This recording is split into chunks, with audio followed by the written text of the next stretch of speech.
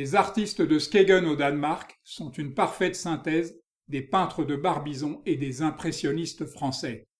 Fascinés à la fois par le naturalisme des premiers et la lumière des seconds, ils se plaçaient résolument en marge de l'art académique scandinave en faisant d'un petit village de pêcheurs du Jutland l'une des plus importantes communautés artistiques européennes de l'entre-deux siècles.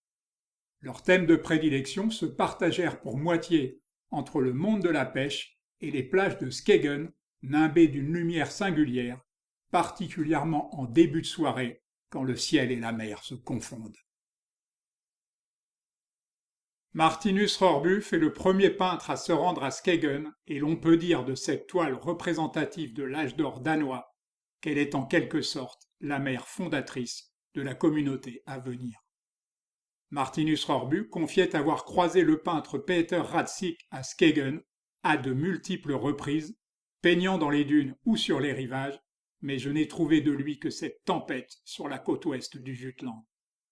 L'étonnant Christian Blache compte aussi parmi les premiers à être passé à Skegen, longeant les côtes danoises pour trouver les sujets de ses tableaux, essentiellement des marines partant de tempêtes.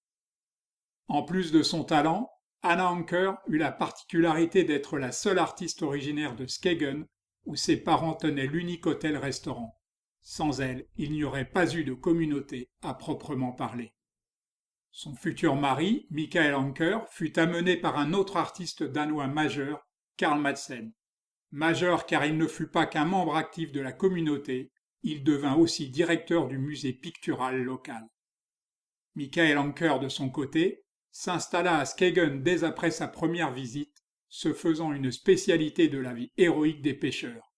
Il est considéré comme le premier représentant de l'art figuratif moderne.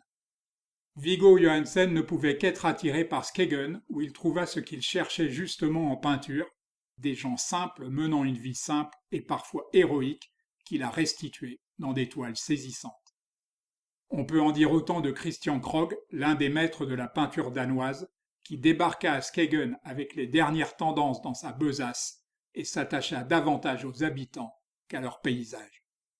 Lauritz Stüksen, qui avait étudié aux Beaux-Arts de Copenhague avec Kreuer, fit plusieurs visites à Skegen dans les années 1870, puis laissa passer 2 décennies avant d'y revenir et d'y acquérir une résidence d'été. Karl Locher avait à peine plus de 20 ans quand il arriva à Skegen. Même si ses tableaux sont surtout des marines, on y sent la grande influence que Peter Severin Kreuer exerça sur lui. Ces beaux paysages hivernaux avaient apporté la notoriété à Thorvald Niss, la lumière de Skegen en fit un peintre de marine. On retiendra cet hommage baroque à Van Gogh avec ses tournesols sur la plage.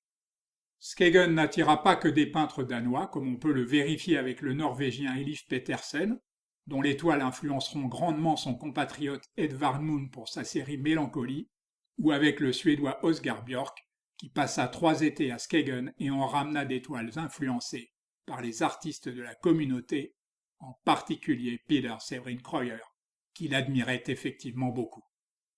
Kreuer, qui est sans conteste le peintre majeur de Skegen, il aimait les plages les plus au nord, là où la Baltique et la mer du Nord se rejoignent, et cette heure entre chien et loup, qui fut baptisée l'heure bleue.